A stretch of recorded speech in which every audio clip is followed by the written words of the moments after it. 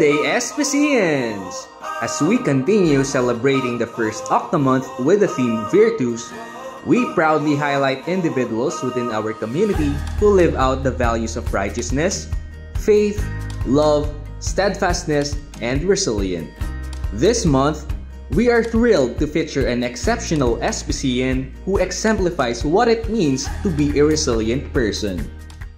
Ako nga pala si James Sarbana Jr. Tunayin ko ay Minyano, in short, Minyano. Ako kilala dito sa school bilang Hepe. Sa akin, ang resilience, yung ability to bounce back. Pero sa totoo lang, sa akin talaga, yung pagiging matatag. Kahit anong dumaan sa iyo, kahit anong pagsubok, kayang-kaya mong harapin yan. Although sometimes nagkakaroon ng setback, failure, pero nakakabawi ka. At pagbawi mo, mas sigit pa yung sa inaasahan para sa iyo. Dapat talaga, sa atin bilang isang tao, meron tayong katangian na tulad nito. Kasi hindi lahat ng oras, may mga tao na nandyan para sumuporta sa iyo. Kaya kailangan matatag ka, nakaka-adapt ka. Katulad ngayon, iba na yung sistema ng buhay ngayon. Hindi tulad ng dati na madali lang.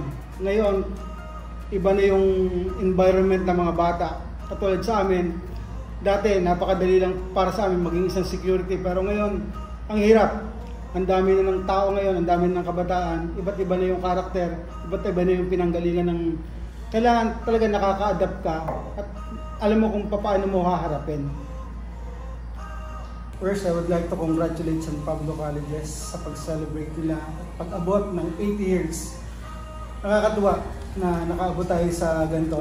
Hopefully, tumagal pa ng century and more pa yung San Pablo Colleges. Message ko lang sa San Pablo Colleges, sana ipagpatuloy natin yung pagbibigay ng magandang edukasyon sa mga kabataan. And hindi lang basta sa pag-abot ng quality education. Lalo ngayon na maraming mga educational advancement, yung mga modern technology sa pag-aaral. Huwag sana natin kalimutan bilang isang San Pablo Colleges, isang espesyal na huwag baliwalain yung values na ibinigay at kilala ang SPC simula noon. Kasi ako bilang isang empleyado, nami-miss ko yung time na namin noon na ang lahat ng empleyado ay may time every Saturday, first Friday, I think na nag-gather lahat ng employees for the prayer meeting, for the gatherings, fellowship, na ang involved ay talagang pagpapalakas ng pananampalataya sa Diyos. Doon tayo nakilala at sana sa pag-advance ng ating edukasyon, sa pagdami ng tao natin sa SPC, huwag natin kakalimutan yung foundation. To Mr. James Hepe Sarbana Jr., thank you for inspiring us to live with purpose, integrity, and compassion.